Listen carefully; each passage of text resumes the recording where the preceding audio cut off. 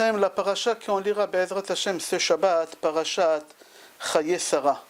La paracha elle commence le premier pasuk Vayeyu Chaye Sarah 100 shana ve'esrim shana ve'sheva shanim shene Chaye Sarah. Rashi il dit, si tu remarques, après chaque chiffre c'est marqué le mot shana.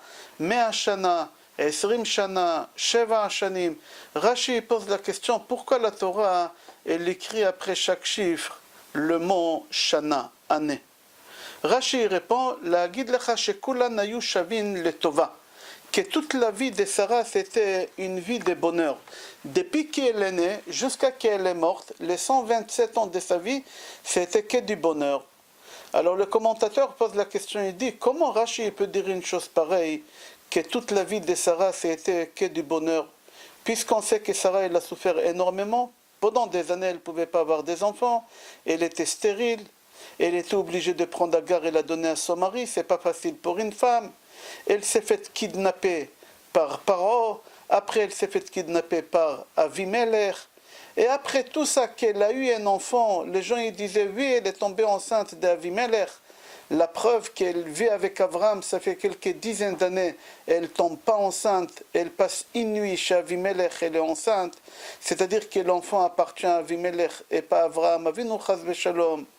Il y en a qui disaient Asoufihu, c'est quoi Asoufi? Ils l'ont ramassé dans la rue, ils ont trouvé un orphelin jeté dans la rue. Abraham et Sarah, ils ont décidé de l'adopter et de dire que c'est leur enfant.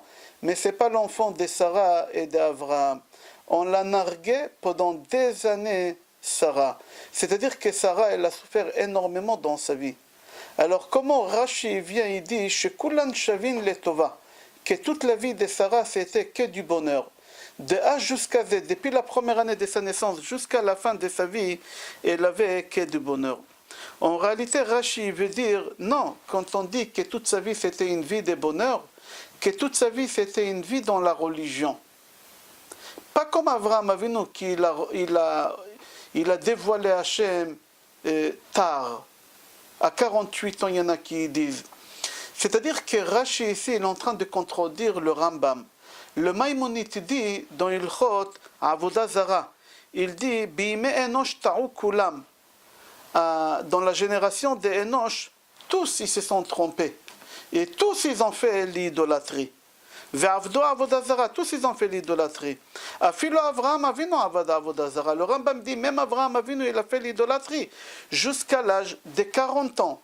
Le Rambam dit jusqu'à 40 ans, il y en a qui disent jusqu'à 48. Nous, on suit l'avis que c'était 48. Je vais expliquer tout à l'heure pourquoi. Sarah, Sarah aussi, elle a fait l'idolâtrie jusqu'à l'âge de 30 ans. Alors, comment Rachid dit Kulan Shavin Letova? Comment il dit que Kulan Shavin Letova? Alors, c'est-à-dire que Rachid est en train de contredire le Rambam ici. Il faut comprendre qu'est-ce qu'il veut dire Rashi chez Kulan Hayu Shavin Letova, que toute la vie de Sarah, c'était que dans la Torah. J'ouvre une parenthèse, j'ai dit tout à l'heure quelque chose, il faudra que je m'explique. Quand je dis que toute la vie de Sarah, c'était dans la Torah, il faut comprendre c'est quoi.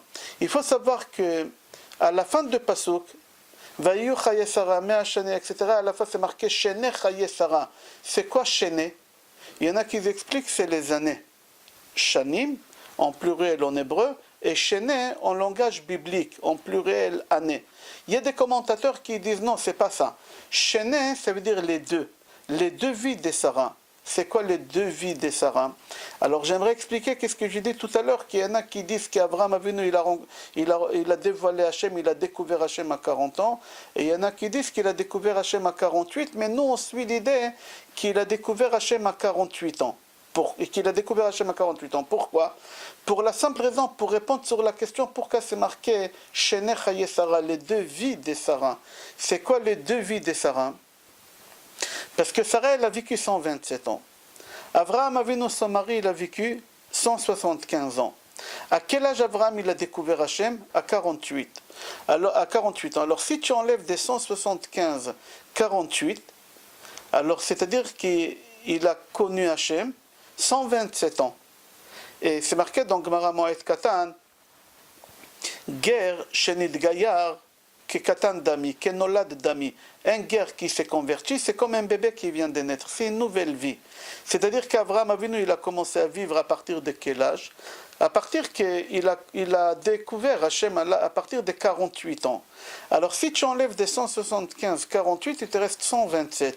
La vie de Sarah chaînait les deux, c'est-à-dire pas que de Sarah, d'Abraham qui a connu Hachem pendant 127 ans. Et Sarah aussi qui a connu Hachem pendant 127 ans. Comme ça Rashi l'explique, mais c'est-à-dire que Rashi contredit le Rambam. Que le Rambam dit non, Kulam Ta'ou. Tous, ils se sont trompés. Tous, ils ont fait l'idolâtrie. Que ce soit Avraham Avinu, que ce soit Sarah Imeno, qu'elle a découvert Hachem à l'âge de 30 ans. Alors, il faut comprendre qu'est-ce qui se passe ici. Si elle a découvert Hachem aussi tard, comment ça se fait qu'on dit que toute sa vie était pour le bien? Alors, il y en a qui disent qu'elle a fait tchouva. Et c'est lui qui fait tchouva. Nimchakin lo kol avonotav. C'est lui qui fait tchouva. Kadosh Baruch Hu, il efface tous ses péchés. Pas seulement Hachem il efface tous les péchés, ça dépend comment la personne elle a fait tchouva. Si quelqu'un il a fait tchouva mir'a, parce qu'il a peur des conséquences des péchés qu'il a fait, il a fait tchouva comme il faut, Hachem il efface tous les péchés. Mais si quelqu'un il a fait tchouva mais a'ava, quelqu'un il a fait tchouva par amour, alors pas seulement qu'Akadosh Baruch Hu il efface tous les péchés qu'il a fait, Akadosh Baruch Hu il transforme les péchés en srouyot, en bonnes actions. Alors ici, Sarah, elle a découvert Hachem à 30 ans. Puisqu'elle a découvert Hachem à 30 ans, c'était par amour et pas par crainte. Si c'est par amour et pas par crainte, c'est-à-dire depuis qu'elle est née, même les 30 années qu'elle a vécues dans l'idolâtrie, Akadosh Baruch Hu, il a transformé ça en bien. C'est ça qu'est-ce qui veut dire Rachim. Il y a des gens qui ne comprennent pas c'est quoi Baal Tshuva. C'est quoi Baal Tshuva? Il y a des gens qui croient que Baal Tshuva, quelqu'un qui fait Tshuva, c'est quelqu'un qui n'était pas dans la religion, c'est quelqu'un qui était marié avec une goya, une femme qui était mariée avec un goy, quelqu'un qui n'a pas mangé, il mangeait pas kasher, quelqu'un qui faisait pas Shabbat. Il a décidé de faire Tshuva, il a arrêté, et maintenant ça s'appelle Baal Tshuva. C'est faux, c'est pas ça Baal Tshuva. C'est sûr et certain que c'est ça. Mais un Baal Tshuva, ça peut être quelqu'un comme moi, religieux. Je crois que je suis religieux. Et j'ai parlé la Shonara. Et j'ai regretté d'avoir parlé la Shonara et j'ai fait tchouva. J'ai demandé pardon et je me suis engagé aussi. Alors je m'appelle Baal Tchouva. C'est-à-dire pour se faire appeler Baal Tchouva, ce n'est pas quelqu'un qui a fait des gros péchés pendant toute sa vie. Et après il a regretté, il a fait tchouva, alors on l'appelle Baal Tchouva. Baal Tchouva c'est quelqu'un qui est religieux, quelqu'un qui est orthodoxe. C'est qu'il a fait une petite erreur, il a glissé dans quelque chose. Il a demandé pardon à Hachem, il s'est engagé pour la prochaine fois. Alors Akadosh Baruch Hu, il le pardonne à cette personne, il est considéré comme Baal Tchouva. Et c'est marqué dans l'Agmara. Bemakom sheba'alet tshuva omdim, en tzadikim gedolim yecholim la'amot sham. Dans un endroit, dans le monde futur, où il y a les ba'alet tshuva, leur place, même un grand tzadik, il ne peut pas atteindre ces niveaux. Le niveau de Baal Tshuva, c'est des niveaux qui sont très élevés. Et c'est ça qu'est-ce qui veut dire Rashi, que Sarah et Abraham, qu'ils ont fait tchouva, qu'ils ont découvert Hachem, et c'était par amour et pas par autre chose, alors ils ont atteint des niveaux qui sont très très élevés.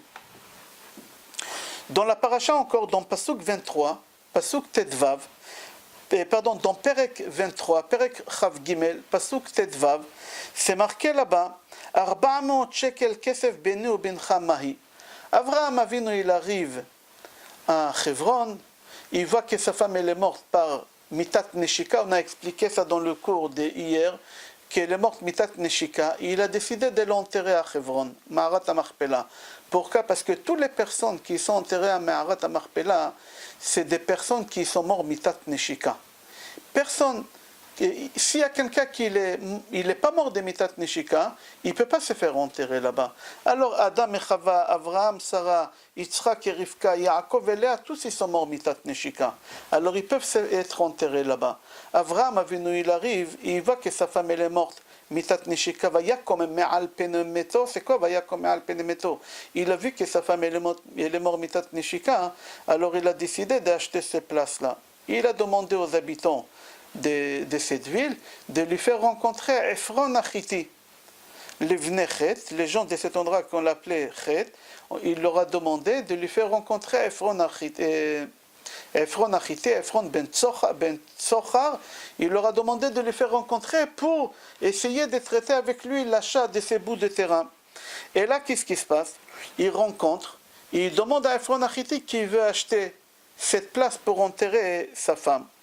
Et Rashi il explique, il dit qu'Ephron Achiti lui dit à Avraham Avinu, Beni ou Bencha, entre toi et moi, c'est quoi entre toi et moi? Entre deux amoureux. Comme ça Rashi il dit, Ben Shne Oavim Kamono, entre deux amoureux. Alors on pose la question, on dit, comment Rashi peut dire que Ephron Ben Tsochar, il dit Avraham Avinu entre deux amoureux comme nous? C'est la première fois qu'Avraham Avinu il rencontre Ephron Achiti. Comment on peut dire qu'il s'aimait ces deux personnes-là?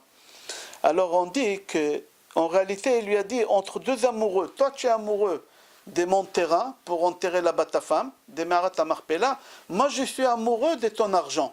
C'est ça quand il a dit deux amoureux. Toi tu es amoureux de quelque chose que moi je ne suis pas amoureux. C'est mon terrain. Et moi je suis amoureux de quelque chose que toi tu n'es pas amoureux, il ne t'intéresse pas beaucoup, c'est l'argent. Et moi ça m'intéresse. Alors viens toi et moi, puisqu'on est amoureux, on va trouver un accord entre nous et on va faire cette affaire-là. Et là, qu'est-ce qu'il lui dit? 400 shekel kesef over la socher. C'est quoi 400 shekel? Le Stapler, zichrono livracha, le papa de Rav Kanievski Shlita, il a fait les comptes pour savoir combien Avraham Avinu il a payé cet endroit. Et il dit qu'il a payé 80 fois le prix qu'elle vaut, cet endroit-là. Il y en a qui disent que cet endroit il valait rien du tout parce qu'on l'appelait Ma'arat Shedim. C'était un endroit, une grotte où il y a des démons. Toutes les personnes qui voulaient rentrer dans cette grotte, ils mouraient. Comme ça, c'est marqué dans les Midrashim. Et pourquoi? Parce qu'Hachem, il n'a pas voulu que les gens ils découvrent l'endroit d'Adam et Chava où ils sont enterrés. Alors cet endroit, il valait rien du tout en réalité. Mais il y en a qui disent qu'il valait quand même quelque chose. Et là, Ephron Achiti, qu'est-ce qu'il fait Avraham Avinu? Il lui demande un prix très élevé. Le Stapler, il dit 80 fois le prix normal. On va dire, si l'endroit, il valait, on va dire, 100 000 euros, il lui a demandé 8 millions d'euros. Comme ça, le Stapler, il fait le compte. Et avec ça, il lui dit, oh Avim, on est des amoureux. Il faut comprendre c'est quoi ces amoureux. Alors le Stapler, il dit, moi je suis amoureux de l'argent, alors tu comprends qu'est-ce que j'ai besoin de toi, et toi tu es amoureux de ce bout de terrain qui n'intéresse personne, mais tu es amoureux quand même de ça, et je te comprends, viens on trouvera une affaire. Viens, on trouvera une affaire. Comme ça, il lui dit, Ephron Achiti. Ephron ben Tsochar lui dit comme ça. Qu'est-ce qu'il lui dit? Bemifrar kvarenu kevor et metecha. C'est-à-dire quoi, Bemifrar kvarenu? Les habitants, ils ont dit à Avraham Avinu, viens, on te donne un bout de terrain gratuit. Tu n'as pas besoin de payer. Mais Avraham Avinu, il dit, non, je ne cherche pas un bout de terrain comme ça à n'importe quel cimetière. Moi, je veux ici, dans Me'arat HaMachpelah, celle qui appartient à Ephron ben Tsochar. Alors Ephron ben Tsochar, il rencontre Avraham Avinu, écoute bien, mais en public, devant tous les gens. Tous les gens, ils viennent, ils disent à Ephron ben Tsochar, voilà, Avraham Avinu, il te cherche, il aimerait faire affaire avec toi par rapport à ton bout de terrain qui ne vaut rien du tout. Comme ça, tout le monde, ils ont dit. Ephron ben Tsochar, il était gêné. Qu'est-ce qu'il était gêné? Regardez qu'est-ce qu'ils disent.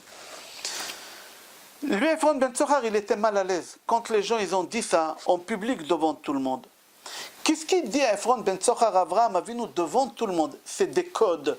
Et il a dit à Avraham Avinu avec des codes, j'espère que tu comprends le message que je suis en train de transmettre. Et Avraham Avinu lui dit, oui, je comprends. Qu'est-ce qu'il lui dit? Il lui dit comme ça. Lo Adoni Shma'eni. Lo Adoni, monsieur, il ne faut pas écouter Shma'eni, qu'est-ce que je dis? Il ne faut pas écouter qu'est-ce que je dis. Comme ça, Ephron ben Tsochar dit à Avraham Avinu, Lo Adoni, non monsieur, Shma'eni, qu'est-ce que tu es en train d'écouter? Il ne faut pas tenir compte qu'est-ce que je dis. Quoi? Que je te donne le champ gratuit. Non.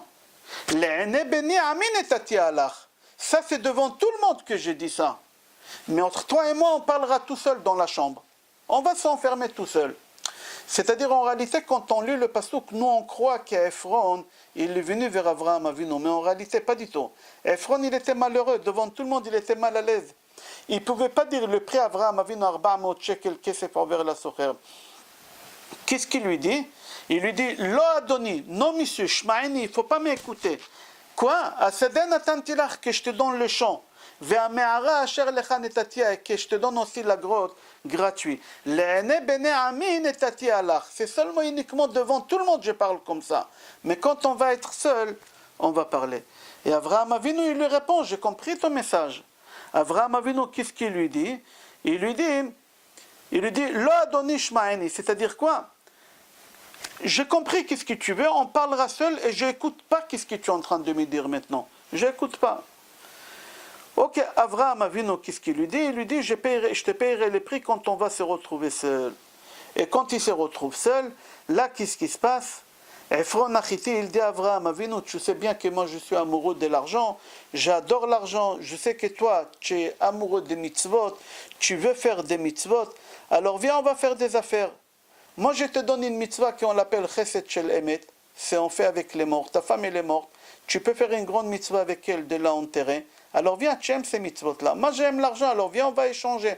Moi je te donne l'occasion de faire la mitzvah que tu aimes, et moi tu me donnes la possibilité d'obtenir ce que j'aime, que c'est l'argent. Et c'est ça qu'est-ce qu'ils disent Chachamim.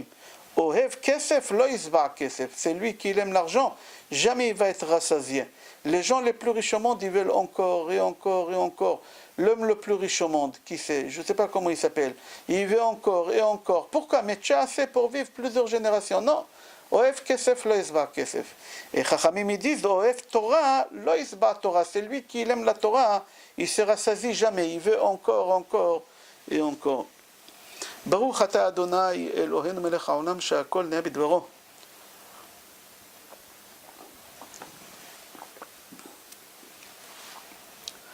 On continue dans chapitre 24, Chavdalet, Pasuk 42, même bête, c'est marqué là-bas. Va'avo hayom el ha'ain. C'est quoi Va'avo hayom el ha'ain? C'est Eliezer qui parle, il dit aujourd'hui je suis venu chez vous ici dans ce puits-là. C'est-à-dire quoi aujourd'hui? La route qu'il y a d'où il a habité Avraham Avinu Be'er Sheva jusqu'à où il a habité Lavan. C'était pas dans la journée, il fallait pendant des jours et des jours marcher. Il faut comprendre qu'est-ce qu'il lui dit. Rashi sur place, il répond, il dit Ayom yatsati va ayom bati.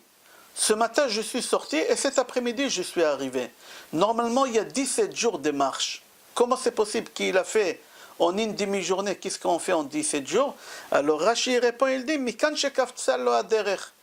On voit d'ici qu'il a fait Kfitzat Aderech. C'est quoi Kfitzat Aderech? Akadosh Baruch Hu, il a retréci la route. Qu'est-ce qu'on doit faire en quelques jours?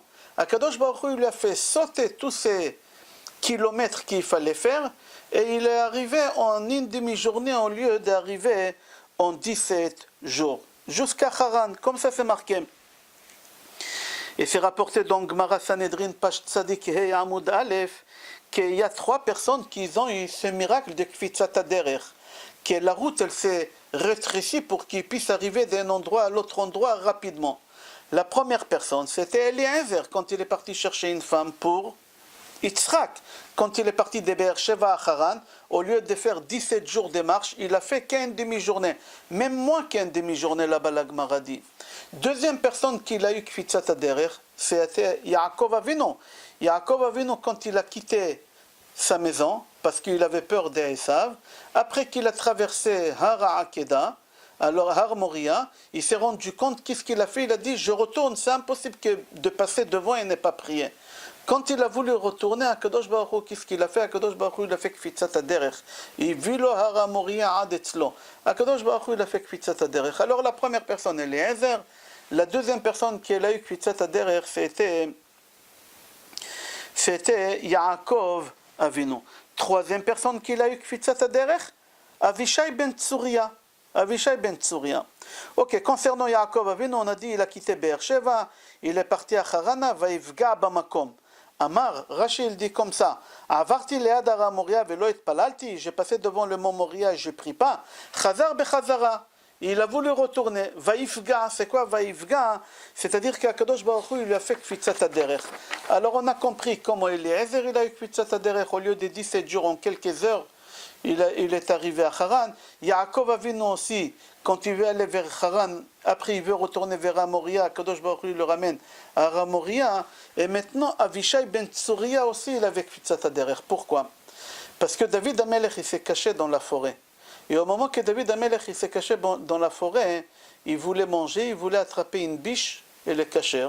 Et il voulait faire shrita, il a couru derrière cette biche-là. Et la biche, elle a couru jusqu'à où il habite là-bas, Ishbi. Ishbi, c'est le frère de Goliath. le frère de Goliath. David, il a tué Goliath. Et le frère de Goliath, Ishbi, il voit David Amelech. Une belle vengeance, venger son frère. Alors quand il a vu David Amelech, il a dit, voici celui qui a tué mon frère Goliath. Il a attrapé David Amelech et il a voulu le tuer. Là-bas, on explique un système comment il a voulu le tuer. Et entre-temps, il y a quelqu'un de la famille d'Avishai, un des conseillers d'Avishai ben Tsouria, c'était le neveu de David,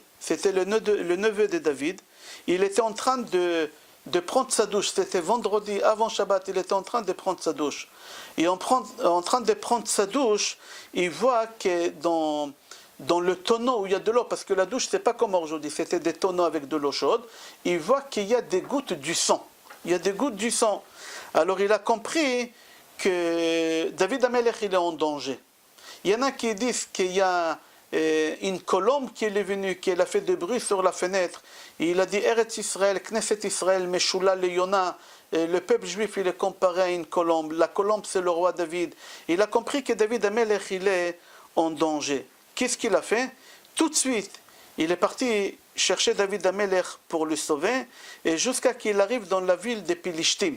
Il arrive dans la ville de Pilishtim, et quand il arrive là-bas, il y a là-bas Orpa. Qui c'est Orpa? C'est la sœur de Ruth, c'était la mère de Goliath.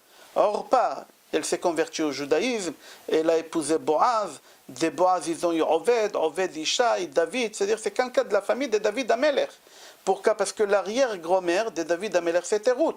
Et là, c'est la sœur de Ruth qui c'est Orpa, qui est Shenatna Oref. Orpa, la Shon Oref, elle a donné la nuque au judaïsme. Et elle est partie, et elle a eu un enfant qui s'appelle Goliath, et David, il tue Goliath. Maintenant, elle, Orpa, quand elle le voit, alors elle veut le tuer. Elle veut le tuer. Ok.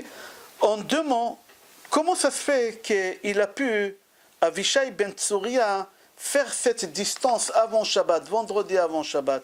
Alors la Gemara, elle arrive à une conclusion que lui aussi, dans Gemara qu'on a cité tout à l'heure, que lui aussi il avait Kfitzat Aderech.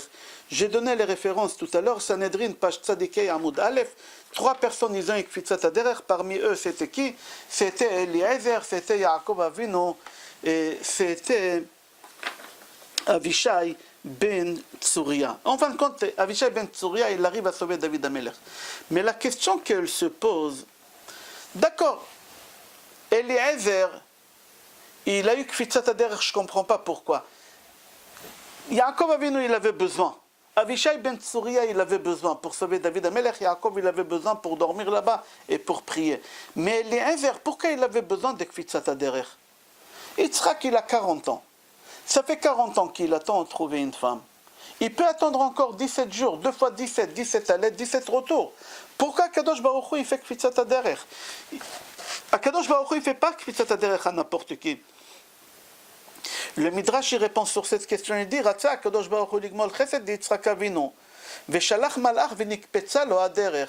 Akadosh Baruch Hu, il a voulu chesed, être avec et faire la bonté à Yitzhak Avinu pour qu'il puisse trouver sa femme encore plus tôt qu'est prévu. Et c'est pour ça qu'Akadosh Baruch Hu, il lui a fait kfitzat aderech. Il continue le Midrash, il dit, n'oublie pas que Rivka, c'était la fille de Lavan ben Betuel. Et c'était la fille des rois. Comment c'est possible? Pardon, pas de Lavan, c'était la fille de Betuel, la sœur de Lavan. Comment ça se fait qu'une fille de famille aussi importante, elle sort pour faire brouter les troupeaux de son père? La fille des gens importants, elle ne sort pas, il y a des serviteurs qui font ces choses-là. Mis à part ça, n'oublie pas qu'elle était jeune. Elle était jeune, comment ça se fait? Elle avait 3 ans. Comment ça se fait qu'elle avait 3 ans?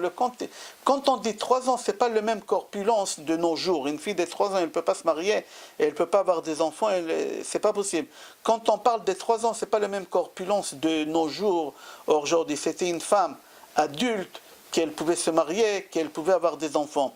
Mais Rivka, elle est née le jour de Kippour.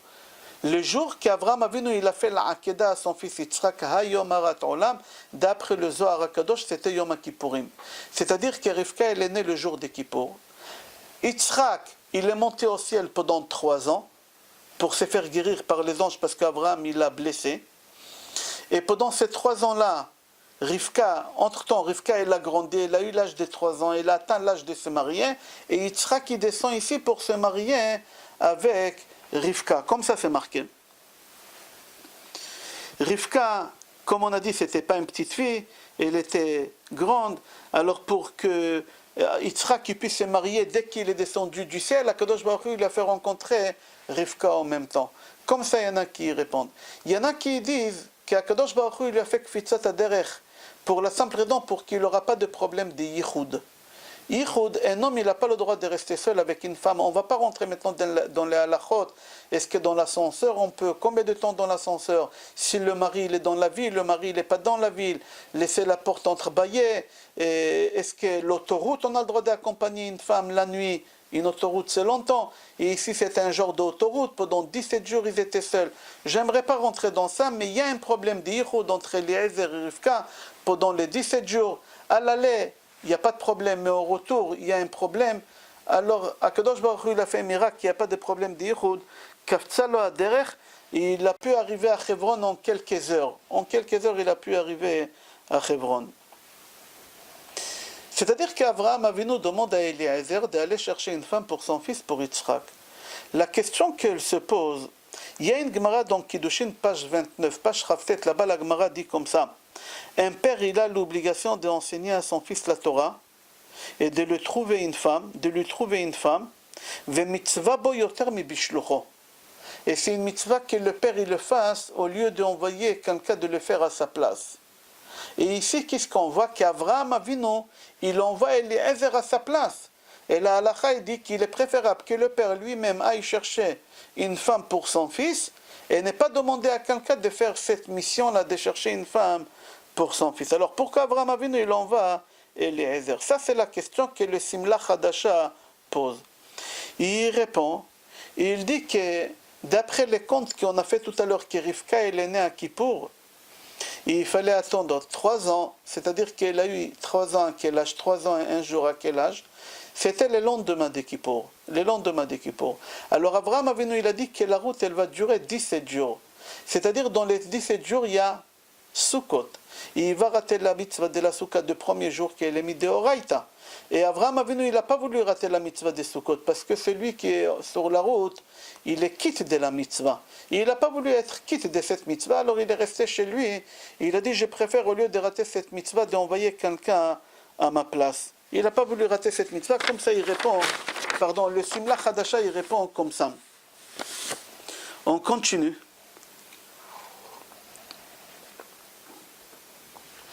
Dans le chapitre Ravdalet, Pasuk Lamed Gimel, dans le chapitre 24, Pasuk 33, on va voir la finesse qu'il y a entre Eliezer et le père de Rivka et le frère de Rivka, Lavan et Bethuel. Regardez la finesse.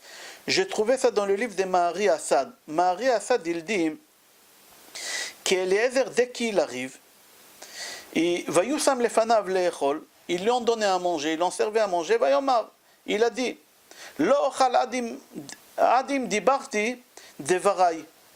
Je ne parle pas tant que je ne dis pas ce que je dois dire. Alors on lui répond, on lui dit, Vayomer Daber, parle. La question qu'elle se pose, qui pose la question le Mahari Assad, pourquoi Eliezer il n'a pas voulu manger tant qu'il n'a pas parlé? Il y a une raison pourquoi Eliezer il a fait ça. Regardez la finesse, qu'est-ce qu'il dit le Mahari Assad. Le Mahari Assad, il dit qu'Eliezer il avait peur qu'on lui a mis des poisons. On lui a mis du poison dans le repas pour le tuer. Pourquoi pour le tuer? Quelle raison ils ont pour le tuer? Regardez la finesse, qu'est-ce qu'il dit? Parce que c'est rapporté dans Gemara Gitin, page Samer Dalet Amud Aleph, à Omer le Shaliach Tzeve Kadesh li Isha, Vemet Shaliach, Ve'en yodim eze Isha Kidesh. Si quelqu'un demande à un bonhomme, va voyager quelque part là-bas en France, trouve-moi une femme, j'aimerais me marier avec une femme française d'Afka, et la personne elle est partie en France, il a fait Kiddushin pour ce monsieur. On peut faire ça, il a fait Kiddushin pour ce monsieur-là. Mais celui qui a trouvé la femme et qui a fait le mariage pour son copain, il est mort. Il est mort. Il n'a pas eu le temps de prévenir au bonhomme qui c'est la femme maintenant, qui c'est sa femme. Il n'a pas eu le temps de lui dire. D'accord? Alors il faut savoir que ce bonhomme-là, il ne peut épouser aucune femme au monde. Aucune femme au monde. Pourquoi? Parce que tu ne sais pas qui c'est la femme, qui c'est cette femme-là qui l'a mariée, qui c'est cette femme qui t'a marié, qui c'est sa mère, qui c'est sa sœur, qui c'est qui. Tu ne sais pas parce que tu l'as dit, va trouver une femme en France. Il est parti trouver une femme en France, peut-être il t'a trouvé une France. Une Tunisienne, que sa mère elle habite à Tunis et elle est divorcée avec son mari, que ce mari il habite en Amérique, et en Amérique il a fait la vie, et la femme elle a fait sa vie, et il y a plein des enfants, cette femme-là qui t'a marié, elle a plein de demi-frères, des frères, des sœurs, et il n'a pas le droit. Alors tu ne sais pas qui c'est la femme qui t'a marié, alors tu peux avec personne te marier. C'est exactement ce qui s'est passé ici avec Eliezer. Abraham Avinu dit à Eliezer, va à Haran, trouve là-bas une femme pour mon fils. Il ne lui a pas pointé le doigt. Où? Il a dit dans Haran, il ne lui a pas pointé le doigt. Maintenant, puisqu'il ne lui a pas pointé le doigt, Abraham Avinu, quand il va entendre qu'Eliezer il est mort et qu'il a marié son fils à une fille, son fils jamais de la vie il pourra se marier avec quelqu'un. Jamais. Yitzhak il ne pourra plus jamais se marier avec quelqu'un. Pourquoi? Parce qu'Abraham Avinu il ne saura pas qui c'est la femme d'Yitzhak. Parce qu'Eliezer il est mort empoisonné. Et alors qu'est-ce qui va gagner Lavan et Bethuel? Parce que c'est lui qui va hériter la richesse. Ça sera Lavan. C'est la famille la plus proche qu'ils avaient, Abraham Avinu. C'est ça la raison pourquoi il n'a pas voulu se marier. Il dit comme ça, puisque Lavan c'était l'héritier d'Yitzhak, et comme ça toute la richesse de Yitzhak qui va tomber entre les mains de Lavan. Alors Eliezer, qu'est-ce qu'il a fait? Il a dit à Lavan, Lavan, sache, voilà qu'est-ce que j'ai envie de te dire. Et qu'est-ce qu'Eliezer il a dit? Il leur a dit, Abraham Avinu, il m'a fait jurer de prendre une femme pour son fils à Haran, mais de sa famille. Abraham Avinu, il m'a dit de sa famille, et vous, vous êtes sa famille. C'est-à-dire, si vous faites quelque chose, Abraham Avinu, il sait que j'ai marié son fils à vous, pas à une autre fille. C'est-à-dire, c'est pas intéressant pour vous de me tuer, parce que si vous allez me tuer, il n'y a pas de problème. Vous n'allez pas toucher l'héritage d'Yitzhak. Pourquoi? Parce qu'Yitzhak, il va se marier, pas avec une fille de votre famille, avec une fille d'une autre famille. Il n'y a aucun problème. Le Al-Shich HaKadosh, il dit comme ça, viens écoute, qu'Eliezer il ne s'est pas trompé du tout. Pourquoi? Parce que Lavan et Bethuel, ils ont mis des poisons, ils ont mis quand même des poisons, ils ont mis du poison à Eliezer. Et ils lui ont donné pour qu'il mange, pour qu'il meure. Mais les Malachim, ils sont venus, ils ont changé les assiettes. Eliezer, il a vu ça. Eliezer, il a vu ça qu'on lui a mis des poisons, mais il a fait soi-disant qu'il n'a pas vu. Mais il a vu que les Malachim, ils ont changé le plat. Ils ont pris le plat, et qu'est-ce qu'ils ont fait? Ils ont donné ça à Bethuel. Au papa de Lavan, ils ont donné. Ok, il y en a qui disent qu'en réalité, que Eliezer, il a vu dès qu'il est rentré à la maison, qu'ils lui ont mis des poisons. Alors il a dit, je ne mange pas.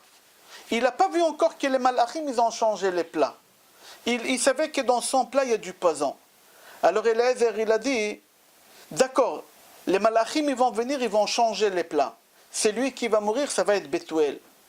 Bethuel, il va mourir, comment à l'époque c'était l'enterrement? C'était très long. On exposait le corps à tout le monde pendant 3 jours. Et après 3 jours, il fallait préparer les funérailles, que ça a duré pendant longtemps. Et après les 7 jours de deuil, c'est-à-dire ça va tarder longtemps. Et Eliezer, il n'a pas voulu tarder tout ça. Eliezer, il a dit, d'abord, je dis qu'est-ce que j'ai à dire. Et après, s'il se passe quelque chose, au moins je marie Rivka. Et on a conclu l'affaire avant que Bethuel il va mourir. Comme ça, il dit le Al-Shich HaKadosh. Eliezer, il dit à Abraham Avinu, on va changer de sujet. Venez, on va revenir à Eliezer avant qu'il a quitté. Eliezer, il est encore chez Abraham. Avant de quitter Abraham, avant d'arriver chez Lavan, Abraham Avinu dit à Eliezer de prendre une femme pour son fils. On va revenir là-bas. Eliezer dit à Abraham Avinu, Ulai lo tove aisha lalechet acharai. Peut-être la femme que je trouverai pour ton fils, lo tove, elle ne voudra pas lalechet acharai de marcher derrière moi. Le Pardes Yosef dit que chez les gens pieux, c'est la femme qui elle marche un peu derrière, un pas derrière le mari. Ça ne se fait pas que la femme elle passe un pas devant le mari, comme ça c'était d'habitude avant, et on ne va pas rentrer maintenant dans des polémiques, etc. Alors Eliezer dit à Abraham Avinu, Abraham, si je trouve une femme, mais la femme elle ne voudra pas, la lechet acharai marcher un pas derrière, c'est une fille moderne, une fille de 2020, qui demande, tout comme les hommes, être pilote d'avion, conduire des tracteurs. Qu'est-ce que je fais? Elle veut marcher en avant. Qu'est-ce que je fais avec cette femme-là? Alors, Avraham Avinu, il n'est pas d'accord. Avraham Avinu dit, non, viens voir qu'est-ce qui est marqué dans Gemara Brachot, page Samech Aleph. Achare arrive et lo achare isha. Il est préférable de marcher quand tu marches dans un trottoir et devant toi il y a une femme, qu'elle marche et qu'elle est mal habillée, pour que tu n'auras pas des arrière-pensées, il est préférable de marcher sur le trottoir d'en face. Ah, si dans le trottoir d'en face il y a un lion, il va me dévorer le lion. Il est préférable il est préférable de marcher derrière un lion dans un trottoir où il y a un lion que marcher dans un trottoir où il y a une femme, parce que tu ne peux pas savoir où tu vas glisser. Tu ne peux pas savoir, tu peux perdre le monde futur. Ok. Alors Eliezer dit à Abraham, alors qu'est-ce que je fais avec cette fille-là? Et elle ne veut pas venir. Abraham Avinu, il répond, il dit à Eliezer, Ishamer lecha pentashiv et ben Ishama, fais attention de jamais faire ramener mon fils là-bas. Il faut savoir qu'Yitzhak, jamais il a quitté Eretz Israël. Yaakov, il a quitté Eretz Israël. Abraham, il a quitté Eretz Israël. Abraham, il avait 2 femmes, Sarah et Agar. Et Yaakov Avinu, il avait 2 femmes, Léa et sa sœur Rachel, et leur servante aussi. Yitzhak, jamais il a quitté Eretz Israël. Yitzhak, il avait toujours une seule femme. Et Abraham Avinu, il savait ça. Il a dit à Eliezer, fais attention de ne pas faire sortir mon fils d'Eretz Israël. Si la fille, elle ne veut pas te suivre, laisse-la où elle est. Laisse-la où elle est. Il ne faut pas la ramener. Laisse-la où elle est là-bas. Ok, Eliezer, il arrive à Haran. Il arrive là-bas à Haran. Il découvre que Rivka, c'est une fille qui est pudique. C'est une fille qui est pudique. Il demande à Lavan et à Bethuel de la prendre avec lui. Alors eux, ils ont voulu que ça ne marche pas comme il faut. Ils ont voulu, comme on dit en hébreu, les calquels, ils ont voulu un peu saboter ce mariage-là. Alors ils ont dit, Iné, Rivka lefanecha karvalech. Iné, voici Rivka devant toi, prends-la et va-t'en. C'est-à-dire quoi devant toi? Abraham Avinu, il a dit, si c'est devant toi, tu ne la prends pas, laisse-la où elle est. Si elle ne veut pas te suivre derrière, l'autre eux, ils ont voulu saboter, le père et le fils, ils ont voulu saboter. C'est marqué dans le passage qui n'arrive qu'à l'Efanecha Karvalech, elle est devant toi, prends-la et avance. Eux, ils étaient sûrs et certains qu'Eliezer, il va dire, ben si c'est comme ça, je laisse tomber, parce que mon patron, il m'a dit que ça ne peut pas marcher comme ça. Eliezer, il ne laisse pas tomber. Qu'est-ce qu'il leur dit, Eliezer? Il leur a dit, venez, on va demander, et ta Néhara. Venez, on va demander la Néhara, on va donner la fille. On va demander à la fille, on va demander à Rivka, qu'est-ce qu'elle pense, elle. Vatakom Rivka vena'arotea vatelechna achare aish. C'est marqué que Rivka, elle s'est levée avec ses servantes, ils ont suivi, ils ont marché derrière. Rivka, c'était une tzadeket, comme ça c'est rapporté dans Pardes Yosef.